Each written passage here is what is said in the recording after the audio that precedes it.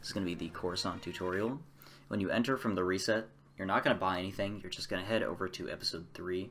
You can do the same slashes in the cantina as you can in episode 1 to get a little bit of an advantage. When you head over to episode 3, I would recommend doing this level just with one player called in. You're going to enter the level, and you're just going to try and stay in the center of the screen for the most of the level.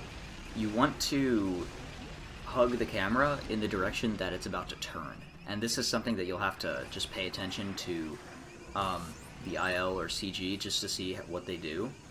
But you tend to want to push the camera in the direction it's about to turn. That way it just moves a little bit faster. And then when it's not moving, you want to just stay in the center of the screen. Now I like to just hold down shoot for this entire level just so I don't die until I want to. But really until this part, just shooting the buttons is all you have to do, and there's really nothing else.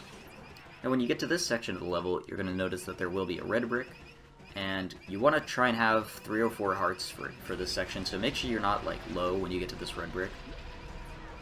But then as you enter here, you want to grab the red brick by literally just holding left. Like all you have to do is hold left, you'll just grab it every time. And then you want to take a few more shots until you're at 1 heart. Once you're at 1 heart, you're just going to hold into the bottom left corner. If you stay in the bottom left corner here, you're not going to die. You can't really get hit. They don't reach you.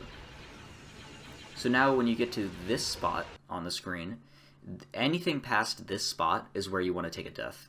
And the reason you want to do this is because when you get a respawn, you will be moving a considerable amount faster than you were before. In addition to that, there are no enemies in the end section if you do the death strat. Now the death strat only saves a couple seconds, so it's not too necessary, but I would definitely recommend it as it's not a very difficult tactic to do. You'll notice that the first bullet you can get hit on is the earliest you can die right here. If you die here, this is the best possible scenario and you'll be saving the most time with it. You're going to take a death and enter the end section, and you're just going to head over to the end of the level as normally, shooting the buttons. Now if you don't do the death strat, you're going to notice there's going to be a lot of enemies on your screen, so you'll probably want to spam shots to make sure you don't die.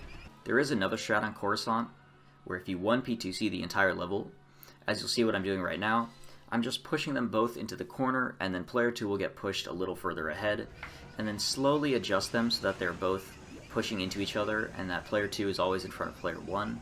It does save a couple seconds, but the problem is that it makes the death strat a lot less consistent, because it really messes up the cycles with the ships that are supposed to be shooting you.